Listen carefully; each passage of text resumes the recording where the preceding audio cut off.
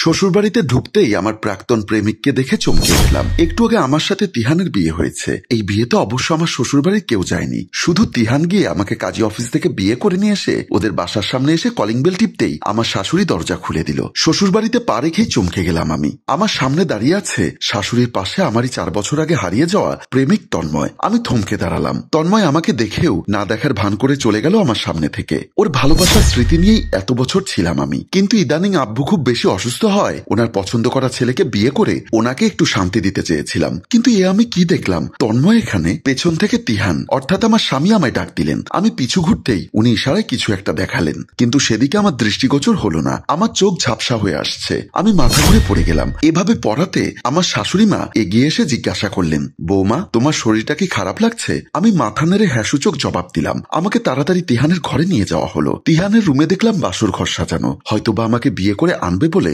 বাসর ঘরটা সাজিয়েছে। আমাকে খাটের উপর শুইয়ে দিয়ে আমার শাশুড়ি বলল, তিহান তাড়াতাড়ি ডাক্তার নিয়ে আয়। আমার স্বামী বলল, তন্ময় কোথায়? ওকে পাঠাও। বউ বরণ করার সময় তো আমার পাশেই ছিল, এরপর কোথায় গেল খেয়াল করলাম না।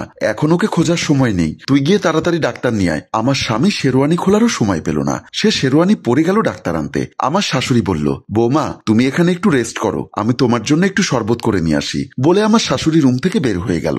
এমন সময় তন্ময়ের উপস্থিতি টের পাই আমি বেড থেকে নেমে এসে দরজার সামনে উকি দেই, না তন্ময় নেই। তাহলে আমার কেন মনে হলো তন্ময় এখানেই আছে? তন্ময়কে দেখতে না পেয়ে আবার চুপচাপ বেডের দিকে পা বাড়ালাম। দরজার আড়াল থেকে হুট করে কেউ একজন আমায় হ্যাচকা টানে তার দিকে টেনে নিল। আমি আকস্মিক এমন ঘটনায় ঘাবড়ে গিয়ে চোখ বন্ধ করে ফেললাম। মিনিট দুয়েক পরে চোখ খুলে আরো বেশি চমকালাম। আমার হাত পা থরথর করে কাঁপছে, মেরুদণ্ড দিয়ে কোনো শীতল কিছু বয়ে গেল। কাপা গলায় বললাম, তুই? তন্ময় বাঁকা হেসে বলল, বিয়ে করে দিব্যি শ্বশুরবাড়ি চলে এলি? আমার কথা একবারও ভাবলি না মৃদু? আমার প্রতি তোর ভালোবাসাটা কি এতটাই ঠুনকো ছিল? আমি অনেক কষ্টে আমার কান্নাটা আটকালাম, সেগুলো গলায় দলা পাকিয়ে রইল। কড়া গলায় বললাম, সিরিয়াসলি তন্ময়, আমার ভালোবাসা ঠুনকো ছিল? আর তোর ভালোবাসা বুঝি খুব মজবুত ছিল? তাহলে 4 বছর আগে আমাকে একা ফেলে রেখে ওভাবে কাপুরুষের মতো পালিয়ে গিয়েছিলি কেন? তারপর থেকে একবারের জন্যও তো আমার খোঁজ নেওয়ার চেষ্টা করিসনি, উল্টো আমি যাতে তোর কোনো খোঁজ না নিতে পারি সেই ব্যবস্থাই করে গিয়েছিলি। আর এখন এসেছিস আমার ভালোবাসার কথা জিজ্ঞাসা করতে? তুই আমায় ভুল বুঝছিস মৃদু, আমি তোকে ছেড়ে পালিয়ে যাইনি। শীতল কণ্ঠে তন্ময় বলল, ও আচ্ছা তুই ছেড়ে যাসনি, তাহলে এতগুলো বছর কোথায় ছিলি তুই? সে অনেক কথা, আমি তোকে সব বলবো।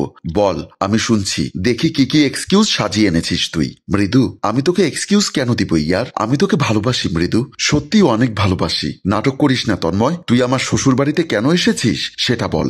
গত 4 বছর আমার জীবনটা তুই শেষ করে দিয়েছিস, এখন আমার শ্বশুর বাড়িতেও চলে এসেছিস আমার জীবন ধ্বংস করতে। কিছুটা চেঁচিয়েই বললাম কথাটা, হয়তো আশেপাশের মানুষজনও শুনতে পেয়েছে আমার কণ্ঠ। এক্ষুনি হয়তো সবাই ছুটে আসবে এটা জিজ্ঞাসা করতে, নতুন বউ কেন এভাবে চেঁচাচ্ছে। কিন্তু না, এমন কিছুই হলো না। তন্ময় আমার কথা জবাব না দিয়ে চুপ করে আছে, চোখে পানি টলমলো করছে ওর। আমি তাচ্ছিল্যের হাসি দিয়ে বললাম, 4 বছর আগে আমাকে না বলে উধাও হয়ে গিয়ে নিজেকে কাপুরুষ প্রমাণ করেছিস, আজ আবার এভাবে কেঁদেও সেম জিনিসটা প্রমাণ করছিস। তুই কাপুরুষ আমি জানি, এখন আমার প্রশ্নের জবাব দে। তন্ময় খপ করে আমার হাত ধরে ফেললো। আমি ওর হাত থেকে এক ঝটকায় আমার হাত ছাড়িয়ে নিয়ে একটা চর বসিয়ে দিলাম ওর গালে। তন্ময় আমার এমন রূপে অভ্যস্ত নয়, তাই অবাক দৃষ্টিতে তাকালো আমার দিকে। আমি চর মেরেও ক্ষান্ত হইনি, উঁচু গলায় বললাম, তোর সাহস কি করে হয় আমাকে স্পর্শ করার? আমি এখন বিবাহিত তন্ময়, ভুলে যাস না এটা। আর তুই আমার শ্বশুর বাড়িতে দাঁড়িয়ে আছিস। তন্ময় এবার মুখ খুললো, ঝাঁঝালো কণ্ঠে বলল, হ্যাঁ জানি আমি এটা তোর শ্বশুর বাড়ি, কিন্তু সেই সাথে এটা আমারও বাড়ি। তন্ময়ের কথা শুনে আমি বিস্মিত হলাম, ওর থেকে 2 কদম পিছিয়ে গেলাম। অবাক কণ্ঠে বললাম, কি? হ্যাঁ, তোর স্বামীর একমাত্র ছোট ভাই আমি। ওর কথাগুলো শুনে আমি নতুন করে আবারও অবাক হচ্ছি। কি বলছে ও তিহানের ছোট ভাই? তাহলে ওকে কাজী অফিসে দেখলাম না কেন?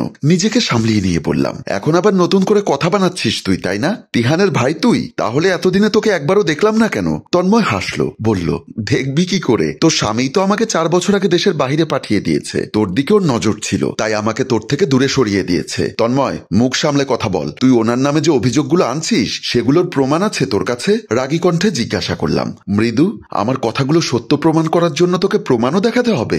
এতটা অবিশ্বাসের পাত্র হয়ে গেছে আমি তোর কাছে? তোকে বিশ্বাস করার কোনো কারণ আর নেই এখন। আর তুই আমার স্বামীর নামে অভিযোগ তুলছিস, তোকে প্রমাণ করতেই হবে এগুলো সব সত্য, না হলে আমার থেকে খারাপ আর কেউ হবে না। ঠিক আছে, দেব প্রমাণ, তবে এরপর আমি যা বলবো তোকে তাই শুনতে হবে। কাল সবাই ঘুম থেকে ওঠার আগেই তুই ভোর রাতে ছাদে আসবি, আমি ওখানেই তোর জন্য প্রমাণ নিয়ে অপেক্ষায় থাকবো। তন্ময়ের কথাগুলো শুনে আমার আপদমস্তক জ্বলে উঠল। ও এত আত্মবিশ্বাসের সহিত কিভাবে বলছে প্রমাণ দিবে? তাহলে সত্যিই কি তিহান অপরাধী? আর তিহানের জন্যই আমি তন্ময়কে আমার ভালোবাসাকে হারিয়েছিলাম। কথাগুলো ভাবতেই আমার চোখ থেকে পানি গড়িয়ে পড়ল। দরজার বাহির থেকে কারো একটা পায়ের আওয়াজ শোনা যাচ্ছে। এদিকে আসছে বলেই মনে হচ্ছে। তন্ময় তাড়াতাড়ি রুম থেকে বেরিয়ে গেল। যাওয়ার আগে আবারও বলে গেল, মৃদু, আমি তোকে এখনো খুব বেশি ভালোবাসি। এবার যেন ওর মুখে ভালোবাসি শব্দটা শুনে আমার হৃদয় কেঁপে উঠল। তাহলে কি সত্যি তন্ময় ঠিক আর তিহান বেঠিক? টেনশন করতে করতে খাটের উপর এসে বসে পড়লাম। কেন জানি আমার অশ্রু বাদ মানছে না। চোখের পানি টপ টপ করে পড়তে লাগলো। তন্ময়ের জন্য বুকের ভেতর একটা শূন্যতা অনুভব করলাম। চোখের পানি মুছে দরজার দিকে তাকালাম। তিহান এসেছে।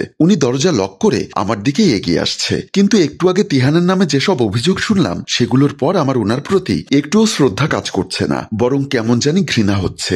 যদি সত্যিকাল তন্ময় সব প্রমাণ করতে পারে ও নির্দোষ ছিল, তাহলে আমি আমার সামনে থাকা মানুষটার সাথে সারা জীবন সংসার করব কিভাবে? এগুলো ভাবতেই উনি আমার পাশে এসে বসলেন। উনি বসা মাত্রই আমি খানিকটা সরে গিয়ে বসলাম। উনি একটা রিং হাতে নিয়ে আমার হাতে পরিয়ে দিতে চাইলে আমি মৃদু স্বরে বললাম, এটা আজ থাকুক, অন্যদিন দিবেন না হয়। আমার কথা শুনে উনি আমার দিকে তাকালেন। ওনার সাথে চোখাচোখি হতেই কেমন অদ্ভুত শিহরণ বয়ে গেল আমার সারা শরীরে। মানুষটার চোখে অদ্ভুত এক মায়া রয়েছে যা আমাকে বিশ্বাস করতে দিচ্ছে না উনি দোষী। কিন্তু তন্ময়ের কথাগুলোতে এর বিপরীত। কাল সকালে আমার কাছে সবটা পরিষ্কার হয়ে যাবে ভেবে একটা দীর্ঘশ্বাস ছাড়লাম। উনি হয়তো আমার দীর্ঘশ্বাসের শব্দটা শুনতে পেলেন। হাতের রিংটা রেখে দিয়ে বললেন, তোমাকে ভীষণ ক্লান্ত দেখাচ্ছে। বেনারসি ছেড়ে হালকা ড্রেস পরে ফ্রেশ হয়ে নাও, তারপর একটা লম্বা ঘুম দাও। দেখবে সারাদিনের ক্লান্তি কোথায় উড়ে যাবে, টেরও পাবে না। কথাগুলো বলেই উনি নিঃশব্দে হাসলেন। পুরুষ মানুষের হাসি এত সুন্দর হয়, না হলে ওনার হাসি এত সুন্দর কেন? আমি ওনার দিকে তাকিয়ে ভাবনায় ডুবে যাচ্ছি। এই মানুষটা সত্যি আমাকে ঠকিয়েছে, বিড়বিড় করে বলে উঠলাম। উনি আবার বললেন, কিছু বললে?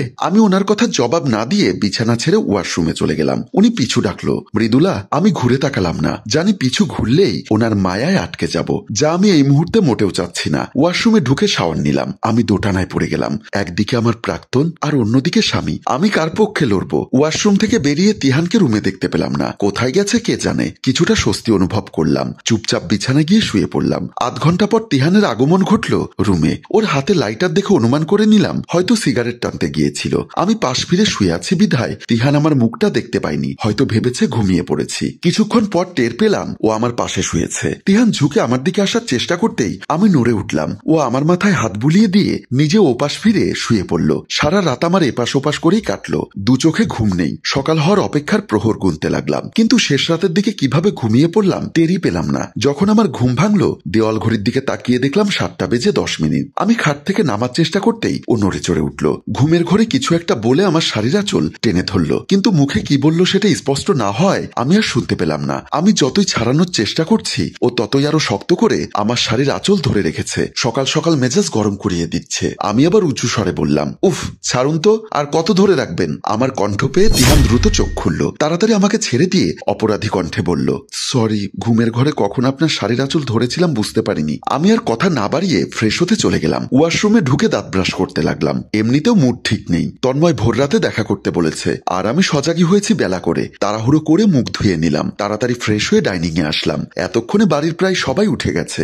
আশেপাশে তাকিয়ে তন্ময়কে খোঁজার চেষ্টা করলাম, কিন্তু কোথাও দেখলাম না। মা এসে আমাকে বসতে বললেন। আমি না বসে ওনাকে জিজ্ঞাসা করলাম, মা, রান্নাঘরটা কোন দিকে? ব্রেকফাস্ট কি বানাবো? শাশুড়ি মা হেসে জবাব দিলেন, তোমার এখন কিছুই করতে হবে না, তুমি বসো এখানে। আমি কাজের ছেলে ফাহিমকে দিয়ে তোমার জন্য চা পাঠিয়ে দিচ্ছি। মা, আমিও আসি আপনার সাথে? উনি একটা হাসি দিয়ে বলল, এসো। আমি মায়ের সাথে রান্নাঘরের দিকে আসতেই ডাইনিং টেবিলের সামনে দেখলাম কাজের ছেলে ফাহিম হাতে এক কাপ চা নিয়ে আমার দিকে এগিয়ে এসে বলল, ভাবি, আপনি এখন ঠিক আছেন তো? আপনি কেন এখানে আসতে গেলেন? আমি নিজেই তো আপনার জন্য চা নিয়ে যাচ্ছিলাম। ওর কথার জবাবে আমি একটা হাসি দিয়ে বললাম, ঠিক আছি আমি। সবার সাথে হেসে হেসে কথা বললেও ভেতরে ভেতরে আমার খুব অস্বস্তি হচ্ছিল। আমার চোখ দুটো সারাক্ষণ তন্ময়কে খুঁজে যাচ্ছিল, কিন্তু ওর দেখা পাচ্ছিলাম না। এর মধ্যে তিহানও ব্রেকফাস্ট করার জন্য ডাইনিং এ চলে এসেছে। উনি আসা মাত্রই আমি নিজেকে কিছুটা শান্ত রাখার চেষ্টা করলাম, কিন্তু তন্ময়ের আসার নাম নেই। আমার শাশুড়ি বলল, ফাহিম, তোর ছোট সাহেব কোথায় রে? ওকে ডাক। খালাম্মা, আপনাকে একটা কথা বলতেই ভুলে গেছি। ছোট সাহেব একটু আগে বেরিয়েছে, বলেছে দুপুরে ফিরবে বা বিকালও হতে পারে। ফাহিমের কথার পিঠে তিহান বলল, কখন বেরিয়েছে তন্ময়? আর কোথায় গিয়েছে কিছু বলে গেছে? ছোট সাহেব কি কাউকে কখনো কৈফিয়ত দেয়? উনি যখন দরজা খুলে বের হচ্ছিল তখন আমি রুম ঝাড়ু দিতে দিতে দরজার সামনে আসতেই দেখলাম উনি দরজা খুলছে।